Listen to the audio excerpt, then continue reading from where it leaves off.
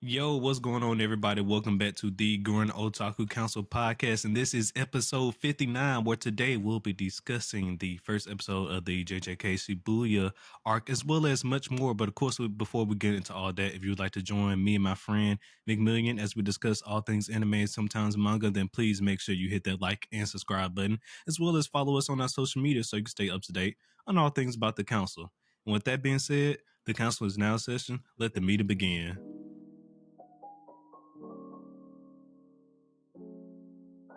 All right, everybody, welcome back for another week. How you doing today, McMillian? I'm doing great, sir. How about you? I'm doing good. Always another wonderful day when we get to come and talk about some anime here. So why don't you go ahead and tell the folks what we got going on with the agenda today? Yep. So for the agenda today, we got council announcements. It's really only one. We recently did a review for the part 2 of the Seven Deadly Sins, Grudge of Edinburgh film on Netflix. So if you haven't seen that, go check it out. Part 1 is also up. So if you want to go back and refresh yourself on maybe what happened in part 1, you can also go back and listen to that before you listen to us discuss part 2. Just to let you guys know that. Then we'll be talking about the news that's come up this week. Then we'll be moving into JJK, giving you our weekly recommendation, and then round it up with the finale discussions for Heavenly Delusional. For those that don't remember, we left off on episode 11, so we're here to just talk about the things that happened in 12 and 13 and give our final thoughts basically on the season as a whole. Yep. That is correct. Well, everybody, that is today's agenda, and now we're going to move straight on into news, and it's time for GLC News, your weekly source for the latest anime news. So let's get into it. All right, everybody, not too much news going on this week, but we do want to remind everybody that the One Piece live action series is now officially live on Netflix, and you should check it out. If you're one of those fans that you probably didn't want to get into the anime, 1,000 episodes is too long, as you guys say out there. Then maybe give the live action chance, and it might convince you to check out the anime. It's actually not that bad. I checked it out. I think I got 2 episodes left on this season. And it's pretty damn good. It's pretty damn good. So definitely go and check it out. Yeah, I would as a casual viewer, I would agree. I have been enjoying it. I haven't watched a lot of it. I think I'm what is considered Orange Town arc right now, with Buggy. So, but I've been enjoying it. And from what people have been saying online, this series, fingers crossed, is breaking the curse of live action anime adaptations. So I mean, so far it's doing a good job so far breaking that curse, but only time will tell. Moving on from there, now this one is a little spicy, but there's some rumors going around, and I definitely want to get your thoughts on this, McMillian. There's some rumors going around that the final arc of Demon Slayer is going to be adapted into a movie. So I'm saying one movie. There's some other people saying a 3-part movie. What are your thoughts on that if they decide to go this movie route for the final arc? Okay, as a reader of Demon Slayer, as a person who really liked the manga, this last arc is my favorite arc. It's probably a lot of people's favorite arc because this is where they just straight box. I'd be interested. I don't think based on that, I don't think it should be 3 parts. I don't think you had to really condense all of it to 3, maybe 2. I could see potentially 2 because so if the series comes back and it decides to do a small adaptation of the training arc, because that's what where the anime left off. That's what's been announced as the next arc, the Hashira training arc. That's what we're getting next. It's already been announced. So I don't know where exactly that'll end because this is a very small arc. I don't think it's that much in it because you don't think it's that long. I feel you. Yeah. Okay. Because basically in the arc, I'm not gonna say what happens, but basically it's they call all the Demon Slayers back to get them prepared to basically take assault on the Infinity Castle, and so they call all of them back and they have them train with the Hashiras and this thing to try and get them all as close to Hashira level as possible before they basically take on the big bad. Okay. Yeah, and it's not that big of an arc because it's legitimately just training. But it sounds just like it is. No, it's a training arc. Yep. But the arc after is the Infinity Castle arc, and if they are going to adapt the first half, the training thing separately, I think that it could probably most likely probably get one if they plan it right and they make it like 2 hours, around like 2 hours 30 minutes. I think they probably could do it. Now, if they want to not make it that long, they probably might have to break it up into two, only because like that the actual ending part of Demon Slayer, the like wrapping all the shit up, is probably going to take a decent amount. A decent amount of time. Well, I mean, the fights is probably still the most, but like that deserves a significant portion. So for me personally, if it's just rumors right now, but if these rumors turn out to be true and they are going the moving route, I would like them to do it one or two ways, or two ways theoretically. Mm-hmm. The first being, I think that they should still do the regular TV season, and then like do the episodes regularly, but then for the finale have that as a movie, and just basically have the season leading up to the movie premiere, and just let all that hype build up, and then just boom, movie release for the final, for the finale of Demon Slayer. And if they don't go that route, then I will take a 2-part movie. Don't give me one. Don't give me a 1-part. Give me a 2-part, or at least 3. Don't give me no one half-ass one movie. Unless if you give me one movie, it better be 3 hours long.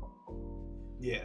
I personally, I agree. I don't think it should be 3, because I just think that's kind of y'all better fuck that. Y'all better give me some in-game type of stuff. In-game was still 2. Some in-game type that was still 2 movies. But in-game was still 3 hours though. I'm just saying, if they give me one movie, I need something like close to 3 hours. 2.5, 2:45. I need something close to 3 hours a day. One movie. As a person who's read it, it would have to be that long if they only do 1. But if they do 2, they can make it like I feel like decent. They can break it up and make it more manageable. If they come out and say 3, I as a person will be like, y'all fluffing this. Y'all trying to get some money. All right, that's the only reason you need 3. Listen, I knew they was trying to get some money when they said they weren't gonna do the Mugen Train and made that into a movie, and then came back and did the TV series anyway. So it was all about money. It was just they wanted money. That's all it was. So I wouldn't put it past them if they do go this movie route, because I know it's gonna be it's for the money. And regrettably so, Demon Slayer has skyrocketed to one of the biggest animes and manga in the past recent years. So get all that money while you can. Yeah, I guess rack up the door as much as you can. So I don't know. We might see this 3-part. I hope it's just 2 if they are gonna do a movie. But yeah, I don't think it'd be wrong to make it a movie. It is that hype. I think it deserves, and I think it kind of deserves it. So. Yeah. Okay. All right. Well, moving on from there, we just want to let everybody know that the finale for the second quarter of Bleach 1000-Year Blood War will actually be premiering on September 30th, and it's going to be a 2-episode finale. So it's going to be 2 episodes releasing on that day, not just 1. So it's going to be like a 1-hour finale, if you will, but it's just going to be breaking down into 2 separate episodes. So just be on the lookout for that. It's not going to be 1 episode just dropping. It's going to be 2 on the 30th for the finale of the second quarter of Bleach 1000-Year Blood War. And then moving on from there, this is actually one of my favorites. Season 2 of Mrs. Shadow is right around the corner. It's going to be premiering on October the 4th. Less than a month away. Very, very excited for this one. So definitely get ready for that one. We did a season 1 review of Mrs. Shadow. Mm-hmm. The audio only is live now. The YouTube video is still not out yet. That's one of the lost YouTube videos. I'll try and get that one out to you guys actually here pretty soon, since season 2 is coming around the corner. So I'll make that a priority, get that out to you guys. But we did do a season 1 review, so definitely go and check that out. Definitely. And then moving on from there, so there was supposed to be, if you guys remember, we talked about a few months ago how the original Naruto anime was going to be getting some new anime episodes, and those episodes were supposed to premiere this month in September 2023, but it has been postponed. Reason apparently due to just make sure the animation quality is good. We don't have they didn't give us a date. That said, it's just been postponed indefinitely until they can make sure the production and the quality of the series is good before they release it to us. And that's good to hear. That's good to hear. Definitely don't want these rushed, right? So yeah, it'd be nice to I'd be nice to see exactly how crisp they look when they come out. And I'm definitely interested to see what they're gonna do. Like, are they gonna do like a adapt all the best moments from Naruto type situation with these episodes, or are we telling a small new story with these episodes? I wonder the route with how they're gonna handle this. I'd imagine with these little episodes that they're gonna share. I'd imagine it's probably like the most maybe they're reanimating like some of the most pivotal moments within the series, kind of like how That's they what I did was thinking too. For the little like celebration for like For the trailer, but just on a bigger scale. Yeah. That's what I was thinking as well. But all right, yeah. And then for our last piece of news, we just want to remind everybody that the Aniplex Online Fest will be streaming this weekend on September the 9th. So of course, make sure you guys tune into that. But if you don't tune into it, don't worry, we will, and we'll be covering all the major news from Aniplex Online Fest. So we got you guys next episode with all the major news from that as well.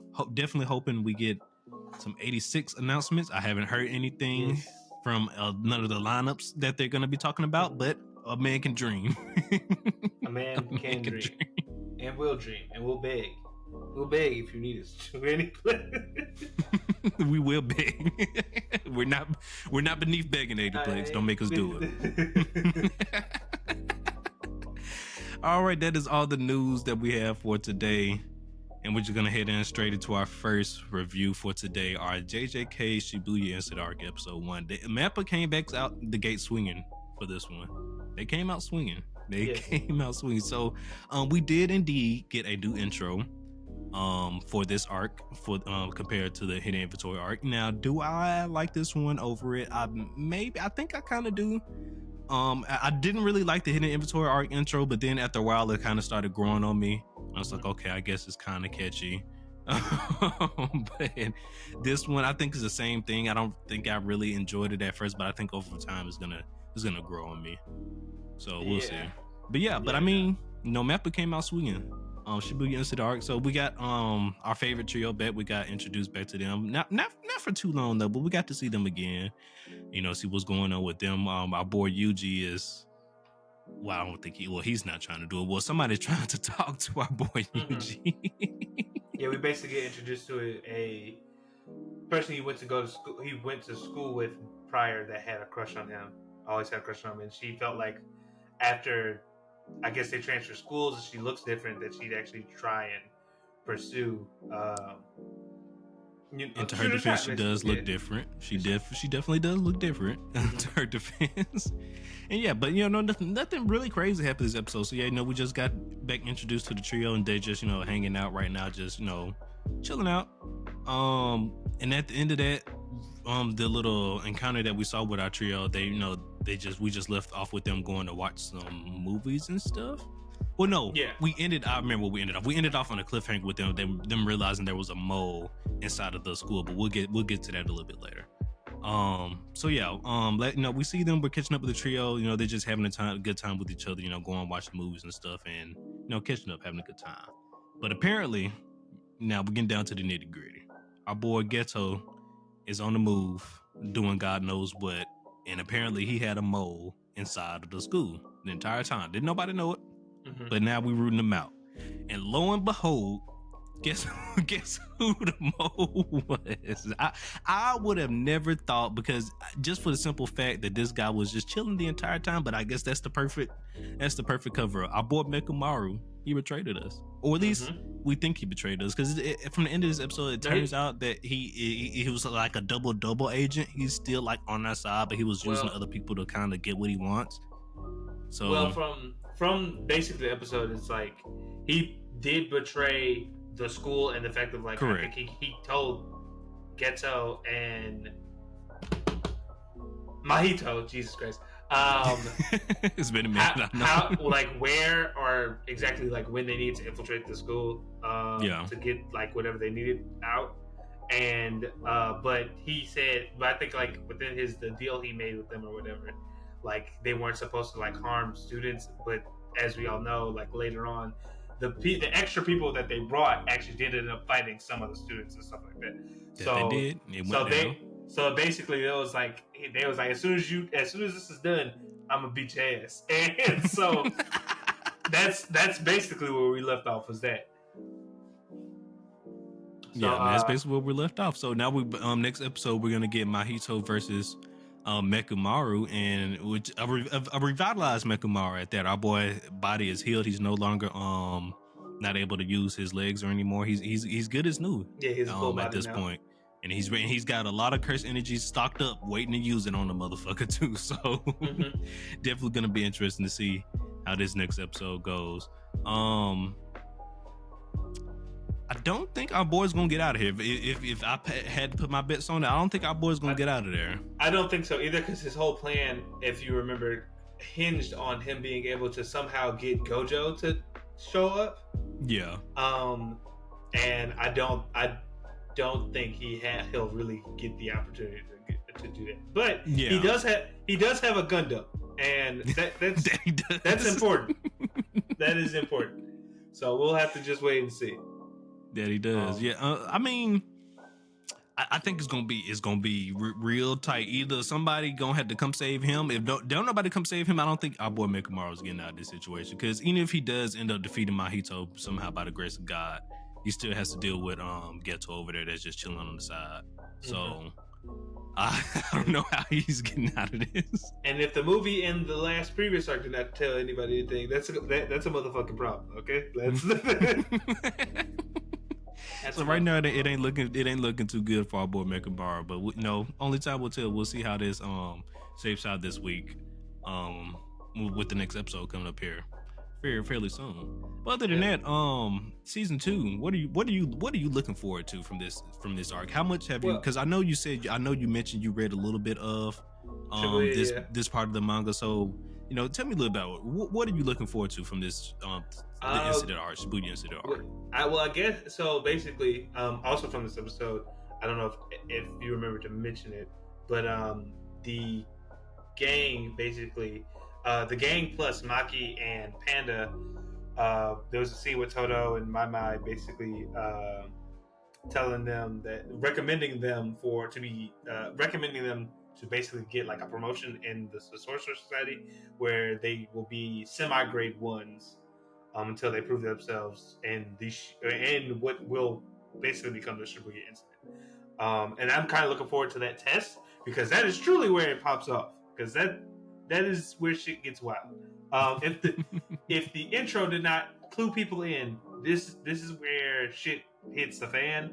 I'm pretty sure enough people have seen the talks online about basically this arc changing stuff up. They've recommended therapists. I don't know if people need them.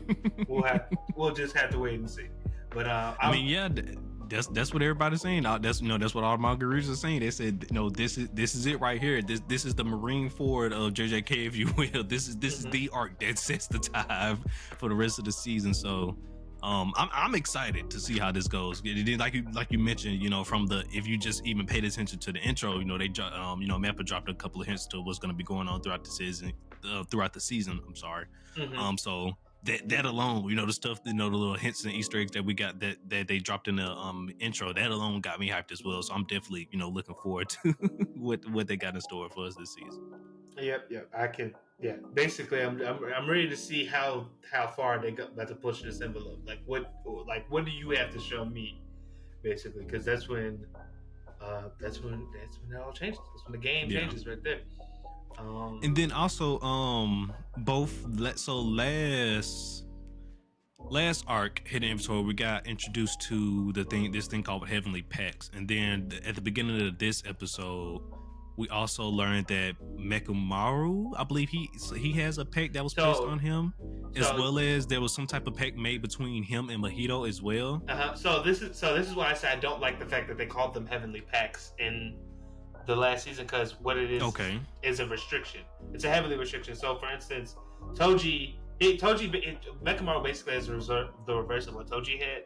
Toji was born with a body with a peak human physique, basically. Like he had the potential to become peak human in terms of his strength and agility, all that stuff. But he couldn't produce curse energy.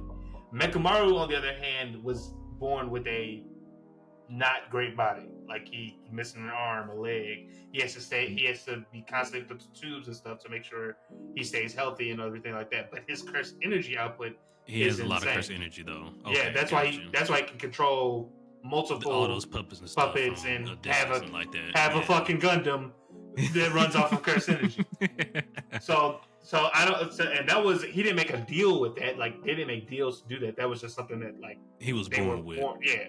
Yeah. Now, and this is why I didn't like the fact that they called them packs, because they apparently curses and other sorcerers can make some type of magical deal or something that A I pact, think if is, you will. yeah, that is like predicated or seems to have like some type of, if you break it, Terms bad, and conditions. yeah, Yeah. like what's a well-known example of this, like for example, in Seven Deadly Sins, right? Oh boy, the commandment with the that turns everybody to stone, right? oh, I guess that is good, but I was That's thinking an example. that's a good one. One I was about to say is, people remember Harry Potter. I know we don't. Fuck J.K. Rowling. I'm just talking about the books. There's the Sorcerer Pact, the thing that, like, remember Dumbledore and Snape did it. Where they had a thing and somebody like magically bound them, where like Snape had to be. Oh no, it was Snape and Draco Malfoy's dad or mom, one or two. But Snape had to kill Dumbledore. Basically, it's the thing that like made him have to kill Dumbledore. That pact, and if he broke it, like it could kill him or something like that. That's basically what it seems like pacts are in JJK, if you make them between like two beings with cursed energy. That's be, like, and these rules must be followed. If you don't, there's consequences to that. Something they just hint toward. They don't say what it is, but basically, or whatever structure you set up for the deal, whatever that it was, that has to be fulfilled, or there will be consequences. Yeah. So for Mahito and Mechamaru, they seem to have a deal. Basically, like if Mechamaru fed them this information, Mahito with his powers, he'll fix his body. And it's so funny because they were like, they were both saying, after this, you about to run me my face. You don't have to run these ones after you fix my body. Just gonna let you know, you fixing me just to fight. So go get ready. Yeah, which is fucking hilarious. But like, hey, I mean, it shows that the society that the powers have rules and shit needs to happen in the certain order. There's an order to this. Which I thought was just funny. Yeah. If you will, cool. We have honor with these packs. All right, we're just not gonna be out here breaking these packs. We got out here. We got honor. All right, everybody. We're not gonna shame our families by doing this. Basically, by breaking these pacts we make with each other. Okay, yeah, no, that's interesting though. Okay, so I guess that, like you said, that goes back to why you're saying how you hate it. Because it just confuses. Now it just confuses people. Because like they didn't, because it just makes it seem like, oh, before they were born they made a deal or something like that, which doesn't make any sense. Because how do you do that in the womb? But yeah. Yeah. And then also, then the last big reveal we got for this episode is that basically the heavy hitters from the last season, if you will, so our main three trios, and then Maki and Panda as well, those guys got recommended to become class 1 sorcerers or special grade sorcerers, one of the two. I believe they're class 1, because from watching the episode, they said class 1 because right now the director or whatever said, until they take the test or an exam, it seems like, where they'll be evaluated in the field, they're made semi-grade 1s. So I'm assuming it'd have to be grade 1, since currently when you get put in for the promotion, you become a semi. So that's kind of. So there we go. We moving up on in the chain of command in the JJK world. Mm-hmm. Just as a thing, just so people remember, special grade is the only thing above a grade 1. Above that, yeah. And there are I believe at the moment, if I remember correctly in the show, there are only like 2 special grade sorcerers. 2 or 3. Gojo, Yuji, and Yuta. Not Yuji. Yuta, and one they haven't recommended yet. Well, I believe they do classify Yuji as a special grade. Well, no, his curse is special grade, but they don't. Well, yes, but he himself. Well, I guess he himself is not a special grade. Yeah. Grade, okay. Yeah. Because he like we just went over. He got recommended to be grade 1. You're correct. We just went over this. Mm-hmm. You're right. And I think the last one is a 3rd year, but we haven't met the 3rd. Haven't met yet. Yeah. Who knows? Might meet him this season. We'll see. Mm-hmm. We'll see. But definitely, I'm definitely interested to see if our boy Yuta comes back this season, because we learned that he's off doing God knows what somewhere else, off doing another mission. But I'm definitely interested to see if he pops back up this season or not. Definitely interested in that. Because he hasn't been hinted in one of the Easter eggs in the intro or not. So right now they're leaving it to at least Mappa. They're leaving that to spectacles for his anime onlys. Yeah, because I was just about to say Mappa, they don't like to show you everything. So they like to misdirect too. So they do like to misdirect. If everybody remember the famous season 1, or was it season 2?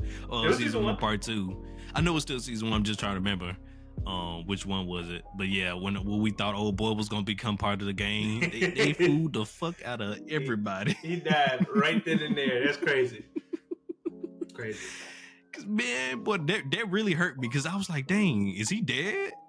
And then the next episode, came around, and I was like, oh, he's dead, huh? Mm-hmm. So why they put this man in the intro like this? Why they tease us like this? Why they do this to us? Tragic. Thought of making us think he was gonna become one of the side characters or something. Mm-hmm. Yeah, no, hella tragic. Because I'm definitely once again excited for what JJK got in store for us for the Shibuya Incident Arc this season. I think it's 18 episodes slated for this arc, so we got a long ride, everybody. So buckle in. It's gonna be a long ride. It's gonna be a long ride. Before we move on, how do you like, I guess, the art style change? Have you noticed that? I didn't notice it. Really? Talking about compared from the hidden inventory art? No, from season 1 to season 2. So from season 1? So if you look at like Yuji and them, like compared to what they look like now, there's a slight art style change. I didn't really notice it.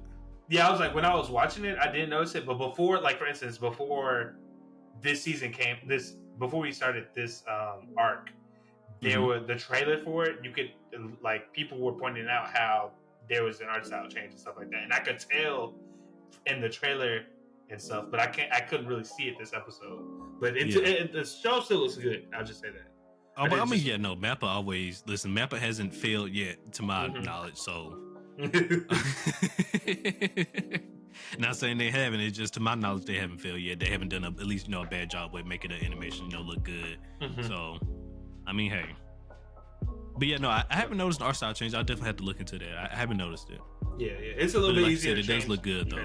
Yeah, still looks good though. Still great. All right, still looks good.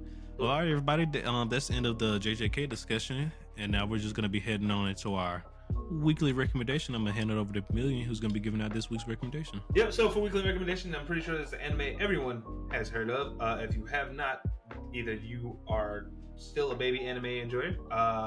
Maybe you don't haven't interacted with like some of the older ones, but I'm gonna recommend a classic, Hunter x Hunter. Not Hunter x Hunter, although some people still say that.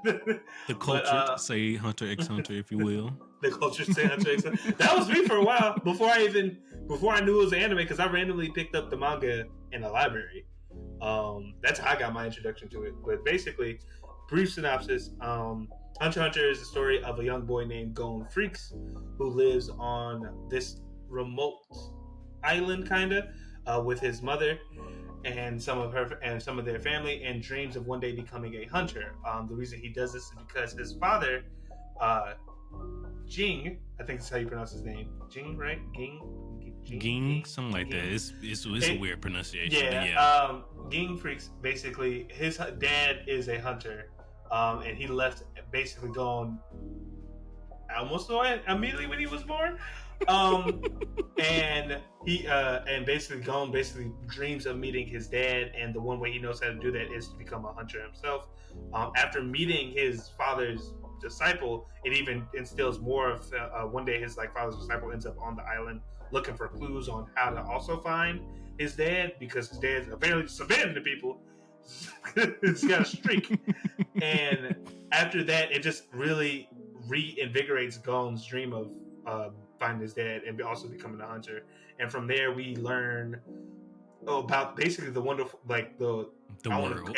The world of Hunter x Hunter. How there's a lot of different people, the power system, just different creatures that live there, the different type of hunters there can be, because there's more than just one type. hunters are usually like considered like the pinnacles of human beings. Like they whatever field they go into, they are the greatest the at. top. Like just having like so much like if a random person comes across like a hunter license, if you will, they can sell it for just in imaginable amounts of money. Basically, they'll never have to worry about the money for the rest of their life if they somehow come in contact with the hunter license and sell it to somebody. That's how top of the line hunters are in this world. Yeah, one character that Gon meets on his journey is simply trying to get a hunter license to fund his doctorate. That's how much. That's and hunters also get special privileges and stuff too. So yeah, they get like he just mentioned, they get special access to certain types of healthcare and stuff like that, and money, and just basically you get a lot of special privileges if you become a hunter. It's a dangerous job, and not everybody become one. But if you succeed in doing it, there's a lot of good perks. Mm-hmm. Yeah, but it's a great anime. It has inspired a lot of probably a modern anime that a lot of you all watch or hear about. But so I definitely recommend going back and giving this one a try. There are 2 versions. I recommend the 2012 one. It's updated animation and stuff like that. Although the original is not bad, it's just 2012 has been updated and it goes all the way to like. It covers up to like most of the content, because the manga is still ongoing. The author was not doing too well with his health, but recently he started feeling a little bit better. He's coming back and started recreating the manga now. So the manga is continuing, but the anime does cover, the 2012 at least covers a lot of the content that's already in the manga now. Yeah, so. Except for just like the later half, like the newer stuff, if you will. I believe it's called the Dark Continent. That's the name of the new arc that's going on right now in the manga. I believe you are correct, if I'm not mistaken. I was following along, and at one point whenever the hiatus happened, I took a break, and I just need to go back. But yeah, definitely check this one out, guys. Again, this is Hunter x Hunter. If you look it up online, you could probably just find it by searching HXH. But it's on Netflix, I believe, still. So yeah, please check it out. Have a great time. And if you have already seen it, consider rewatching it. It's always a good time. Yeah, oh no, it's a good rewatch. It's a good rewatch. Mm-hmm. Well, all right. Well, once again, everybody, this week's weekly recommendation, a classic brought to you via McMillian, Hunter x Hunter. Definitely go check it out. And all right, and we only got one last discussion today, but before we head into this discussion, our Heavenly Delusion discussion, I just want to give a quick update. So to one of the shows we've been watching. So there's a show we mentioned that we was gonna check out called Reign of the Seven Spellblades, right? Mm-hmm. And we like a couple episodes ago, me and McMillian mentioned that we both like fell off the show watching it wasn't that good. But recently online, I've been seeing McMillian. I don't know if you've seen it either. A lot of people have been saying that it gets real good at episode 6. God, so take that with a grain of salt. It was like the plot change up, switches happened, and everything at episode 6, and it gets way better from then on out. So I do with that information what you will. I was gonna give them the benefit of the doubt. I was gonna go check it out because I believe I actually stopped on episode 5. Funny enough. So I think I stopped around 5. Okay. Damn, 6. Okay. All right. So the streets are saying that episode 6 is where stuff starts to pop off. I can neither confirm nor deny right now because I haven't seen episode 6 just yet. I just want to throw that out there. So after I do check it out, we'll update our findings and we'll let y'all know. Yeah, I'm gonna have to check it out. I'm a little bit behind on my anime binge on my tertiary animes. Like I've been meaning to check out Murder Fires for one because everybody keeps talking about that. Well, I'm gonna talk about that a little bit later. Probably towards the end of the season as one of my hidden gems. But it's a good show. I'm enjoying it. Yeah. All right. Okay. But all right. But yeah, let's go ahead and hop into this Heavenly Delusion discussion. So this is the finale, episode 12 and episode 13, Heavenly Delusion. Last we left off, we saw the doctor, going over, or the counselor, the president, whoever you want to, title you want to give her. He technically was I don't know. I'm not talking about him. I'm talking about old lady, but I'm gonna get to him too. Oh, I'm talking about the lady from the flashbacks. we've seen her basically reveal her whole plan, saying that, you know, a lot of these experiments that they've basically been doing on the child is for almost kind of basically what's going on with our main character now, which is basically body swap, because she was gonna body swap with one of her colleagues, which is wild to think about.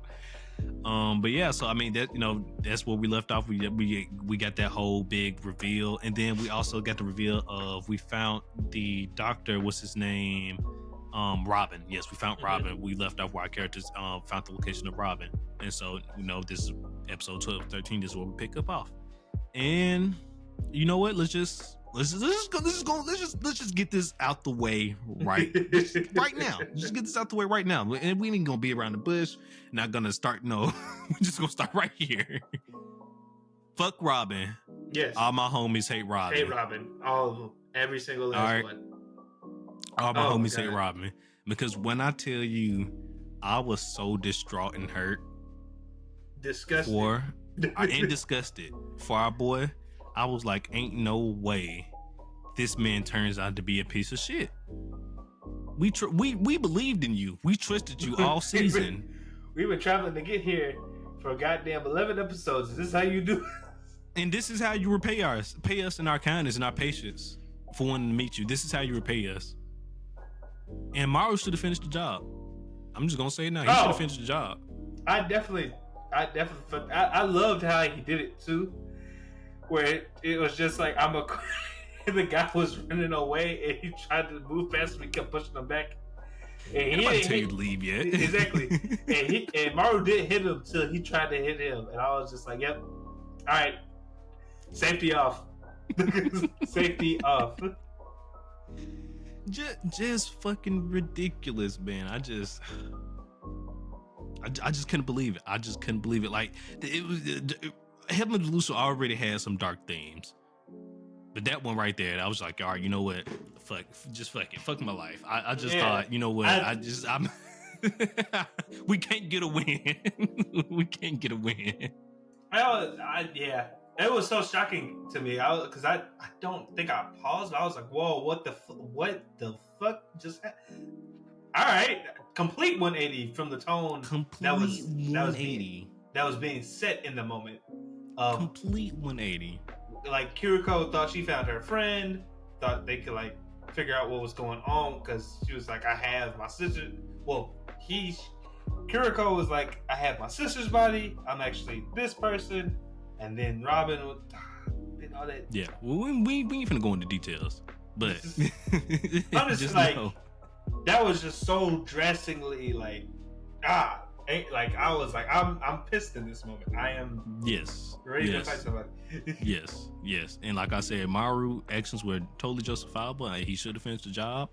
If you're asking me, but that's just my opinion. But yeah, fuck Robin. He's a piece of shit. I can't believe like I said, I can't believe he turned out to be a piece of shit. I just can't believe it. But moving on from there, back to our mysteries now. Now that we got fuck Robin out of the way, back to our mysteries now, where we left off with the kids. So, we know that, you know, some of the scientists actually want to do they're hatching their own little plan with the kids, and it seems that the mother robot is in on it as well, or she has her own plan as well. We don't truly know just yet. She might be off doing her own thing, but she's starting this. I believe she is, and she started this test, and it looked like she basically, you know, blew up the facility, and she created this huge hole in the wall, and not all the kids, well, not all of them just yet, but a big group of the kids saw this hole in the question where they go outside. So they're venturing outside now, and we got our confirmation. All these kids are basically man eaters. I mean, you know, slowly but surely throughout the season, as you know, the episode's been going along, you know, we've been figuring stuff here and there, but we got the concrete confirmation. These kids are man eaters, 100%. Like I said, they've been alluding to that, and they kind of, you know, they've been majorly hinted to that fact, but we definitely got the concrete confirmation that these kids are definitely man eaters. And Now this opens up a whole nother world, because the cliff, for one, this finale didn't answer any questions. They just left us with more. They just left us with more.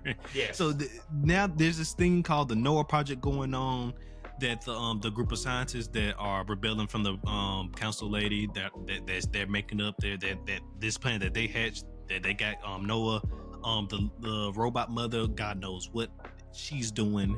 And so there's that. And then at the end of the episode, we see all the kids, or like the main group of kids that we've been following, if you will, gets transported to a fucking city, essentially, which is crazy, because like this entire time they've been mentioning the Great Disaster and stuff like that. But then now that I'm thinking about it, I don't even know if they ever mentioned the Great Disaster during these flashbacks. Well, they said not. Again, we don't. A big issue I have is that I still don't know if these are flashbacks or not. Because their facility could just be the last one to fall or whatever. That could be like the last slice of heaven. I don't know. Yeah. Because the doctors, basically what they were telling the kids is that it's dangerous outside. Like the real outside is dangerous. It's dangerous. Something happened. But I don't think they referred to, in the school, I don't think they ever referred to it as the Great Disaster, which is what made me and you think. Well, I'm just saying, refer to the Great Disaster at all during the school, because and like I mentioned, the reason why I said that, because like I said, the cliffhanger, we see the kids getting shipped off literally to a metropolis, like a regular city, and as far as we know, those don't exist anymore. And if they do exist, and if that's not a flashback, that's current time, then that place got to be heaven, right? I would think. That's what I would think, if it is. Because I was about to say that, like, inside the school, they never mentioned the Great Disaster, which I think is like what made me and possibly you think that like these was flashbacks. Yeah. But like now, I don't know, right? Like, I truly don't know, because there's so little information on the Great Disaster. The one thing that we do know is that whatever happened. Whatever happened, it brought along the man-eaters. Man-eaters, yeah, around the same time or whatever have you. Yeah. And these kids that escaped, some of them, small group, I think might be still in the wild, I don't know, are man-eaters. I mean, Tokyo basically confirmed it when she tried to protect her kid. So, who knows? Right? Because this did not give any concrete answers. Yeah. Like, it like danced around a lot of stuff. Like, the only thing concrete that it gave me is that old bitch could walk this entire time and run. She could walk and run this entire time. Which is crazy. She's just one of them people in Get Out, and she wanted a new body. Basically. Which is even more crazy. Like, we sitting here thinking like your legs is just gone, lady, but no, you can still use them. You dying of some disease. In fact, you were just old. That was it. You were just old. You were just an old bitch. You were just an old bitch who did not care about nothing except getting a new body. And look at how that backfired, because your facility is destroyed. The scientists that work for you don't want to work for you no more. It's just everything's just a lot going on. A lot going on right now that you did not plan for. The robot that you made might not even like y'all for real. Like, we don't know what's going on with it. I'm still confused on that. Like, what is going on? And it's crazy. The finale left us with more questions. We thought they were gonna answer some of our questions. They did not. The only question that they answered for us is that Robin is a fuck boy. That's all they answered. Robin's a fuck boy. Tokyo is still a man eater possibly thing, because we don't know fully if they're straight man eaters or what.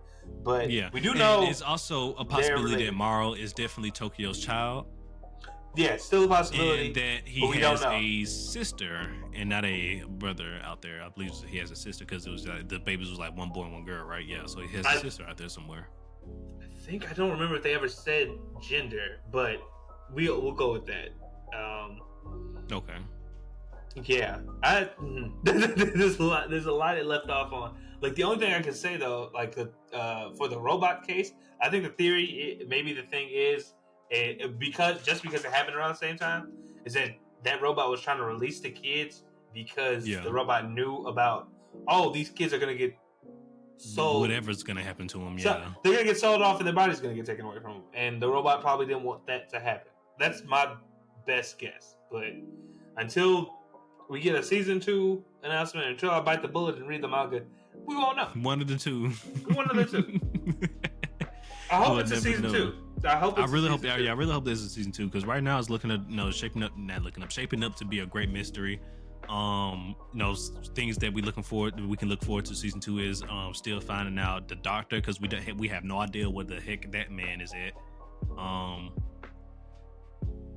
What else? Finding out what happened to the kids, and if that city we saw, was that actually heaven? And is these flashbacks that's going on, are these flashbacks, or is this real time that's going on? Like, what is happening? We still don't know what's happening with these quote unquote flashbacks right now. We have no idea what time period these stuff are taking place in at all. Yeah. Well, I don't know if they'll actually do that, considering how they've done all the other episodes.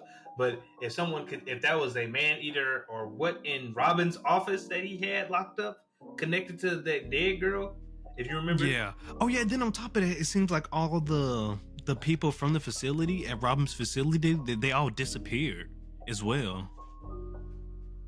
I know Maru beat them all up, right? Yes, Maru beat them all up, but when everybody else went to check up on them, there were no bodies left. Like, that's all the right. bodies were gone and stuff. That is correct. I forgot about that. Yeah, no, what the fuck happened to him? Are they now chasing Maru and Kiriko? What the fuck going on? I need season 2. I need answers. That's what I'm saying.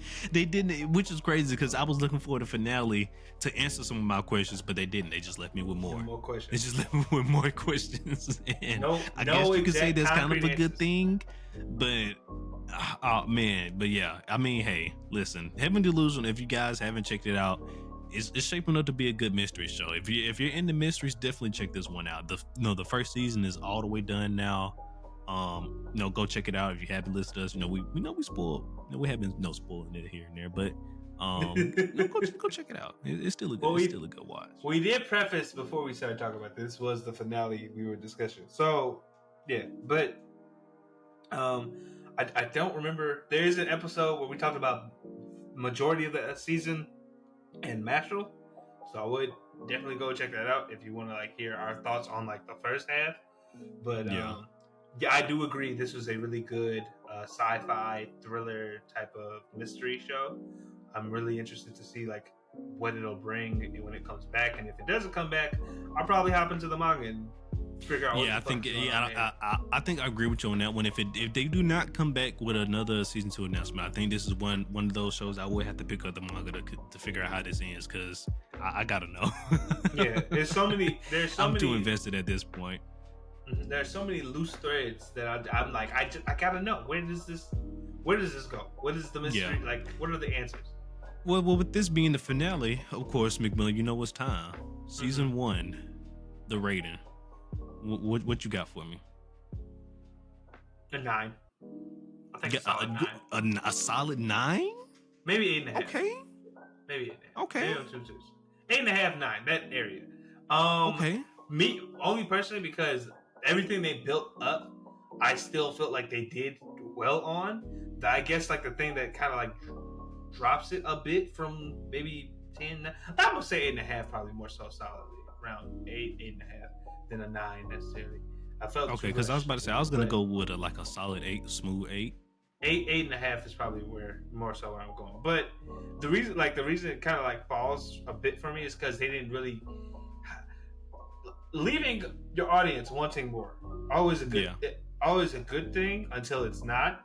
And for me, I think they did a good job doing that, but they didn't give you enough answers.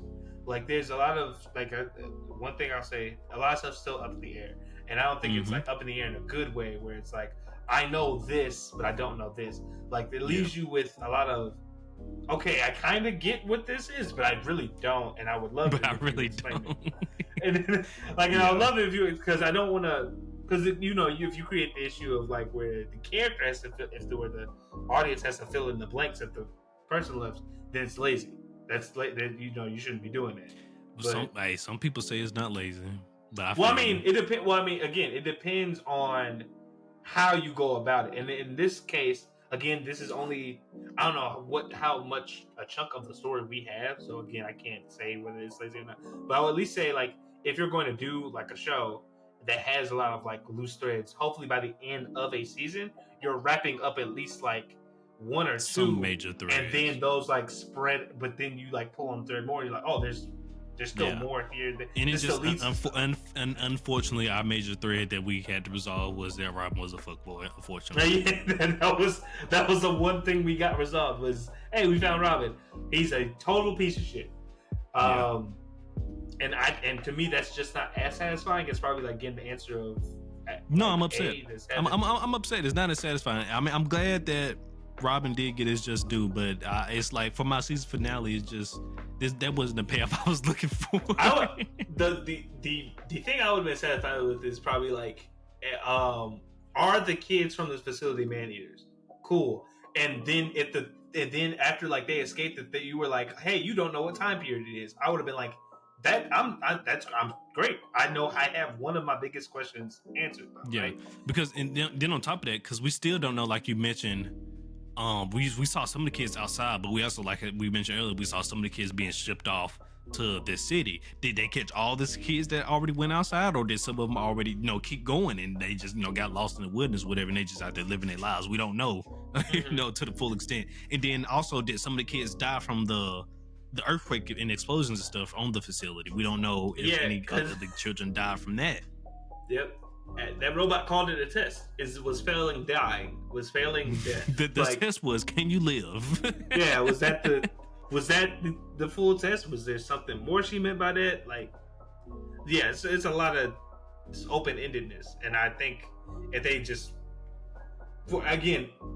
if this was the manga, it'd probably be fine because you understand you're reading something a lot long form. But I think as like a season finale, I would have preferred just a bit more closure in some of the cases than just complete open-endedness. Yeah, I feel you, but but I guess it's almost a good thing because, like you said, they left us with wanting more, even though they didn't answer a lot of our questions, and unfortunately left us with more. They left us with wanting more, and I think the author, who I'm gonna have to look up whoever the author is of this story because I do not know. I do apologize, but whoever the author is, they are doing a wonderful job of making you care for these characters that they're telling in this story right now. And because I truly gotten invested in these characters. Like I said, I'm really hurt for our main character right now that we had to go through and know what we went through with these last two episodes, and it just all the stuff we went through in general throughout this whole season is just they make you care. They make you care, and it's a really good show. Yes.